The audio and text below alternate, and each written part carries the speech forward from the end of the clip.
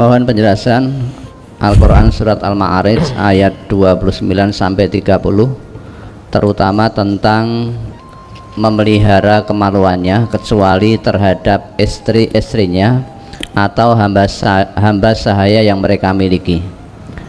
Apa terhadap hamba sahaya tanpa pernikahan, padahal Islam adalah agama yang sangat keras terhadap hubungan tanpa pernikahan. Coba dibaca ayatnya.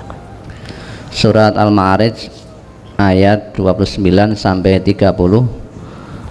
Walladzina hum li furujihim hafizun illa ala azwajihim aw ma malakat aymanuhum fa innahum ghairu malumin. Dan orang-orang yang memelihara kemaluannya kecuali terhadap istri-istri mereka atau hamba sahaya yang mereka miliki, maka sesungguhnya mereka tidak tercela. Surat Al-Ma'arij itu salah satu surat Makkiyah. Ini berarti ayat itu turun, aturan itu ada sebelum turun ayat-ayat tentang pernikahan.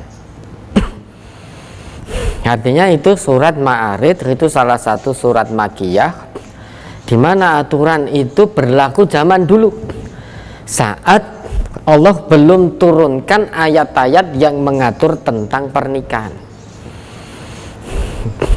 Dulu masih ada perbudakan.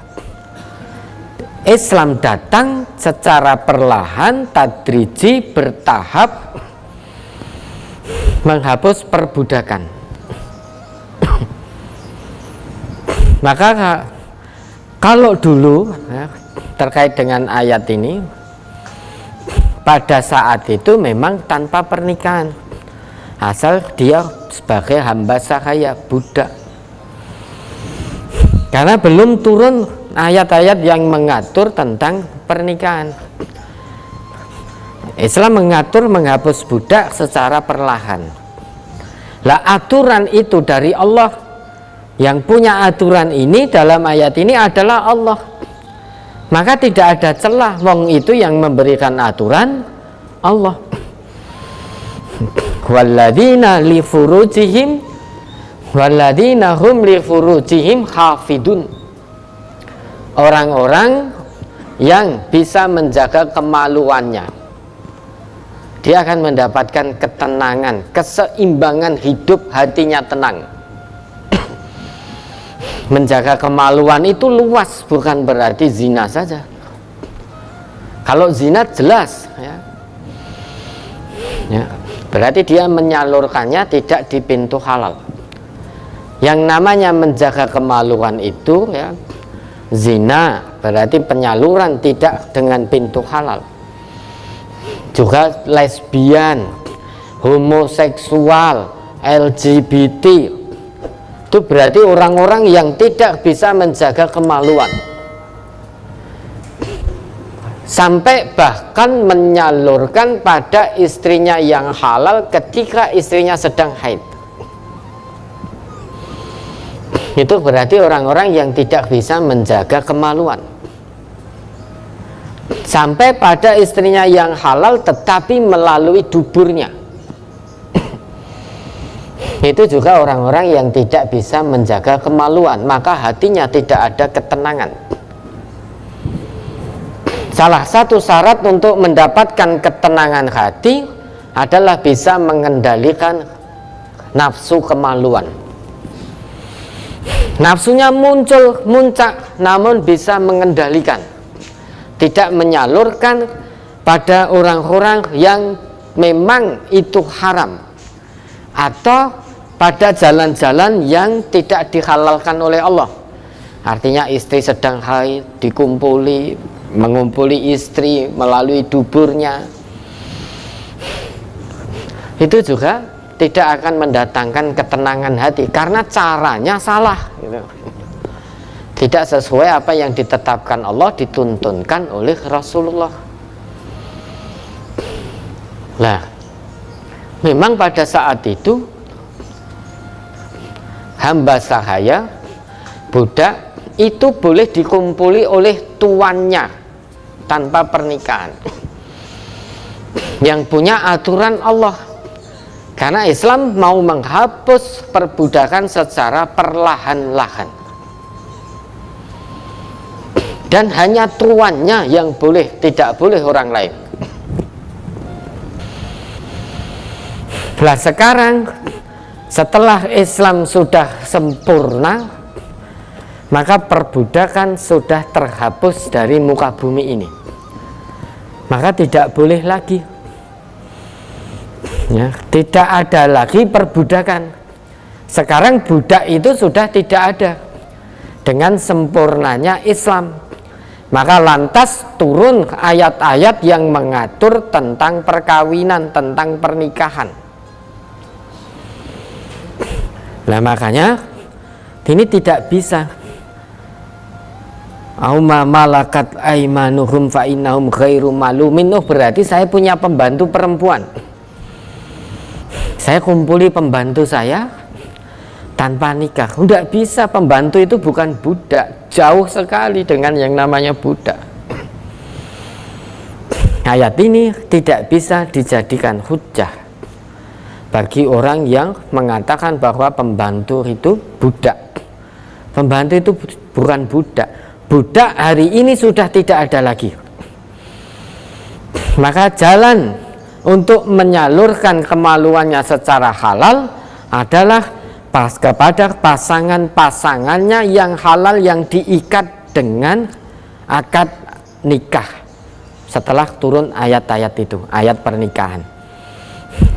Ya, ada walinya, kemudian ada ijab kabulnya, ada saksinya.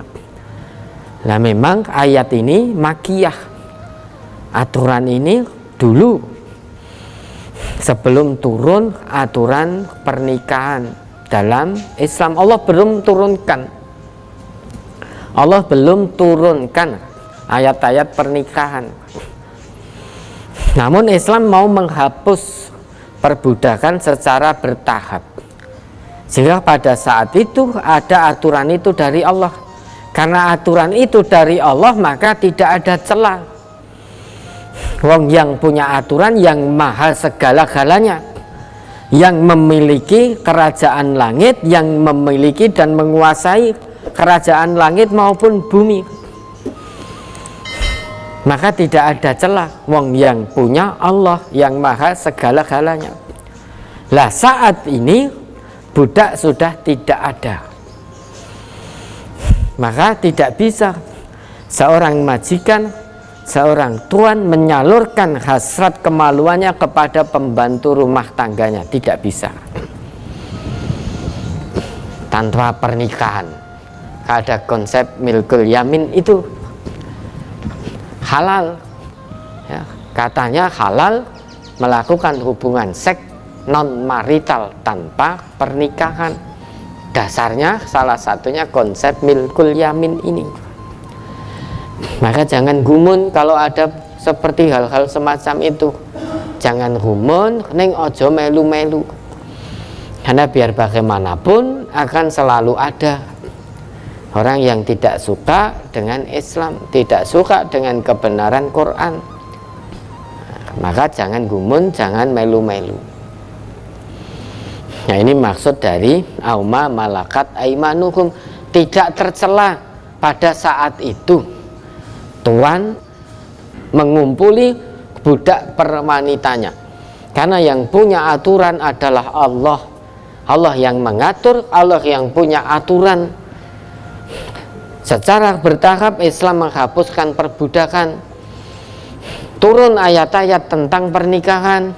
Islam kemudian akhir singkatnya Islam kemudian sempurna. Maka saat ini tidak ada lagi perbudakan, penyalurannya hanya kepada pasangan-pasangan yang halal, yang diikat dengan perkawinan, dengan pernikahan. Dulu ketika mau menghilangkan khomer juga tadriji, bertahap. Khomer itu ada manfaatnya, namun ada pula madorotnya. namun madorotnya lebih besar daripada manfaatnya. La taqrabus sholat wa antum sukaro. Jangan kamu dirikan sholat sedang kamu masih dalam pengaruh khamar. Orang-orang Islam masih minum khamar. Setelah sholat subuh minum, karena ke sholat duhur panjang. Nanti ketika sholat duhur sudah hilang pengaruh khamar. Habis sholat isya minum. Isya ke subuh panjang, ketika mau sholat subuh sudah hilang pengaruh khamar. Setelah paham betul, kuat betul, turun khamar sedikit atau banyak haram. Setelah turun itu, adanya aturan itu, dulu orang-orang Islam yang masih menyimpan dalam lak-lak tidak merasa iman. Iman itu piye iki khamar dengan kualitas terbaik, iman dintek kesik, bukan begitu.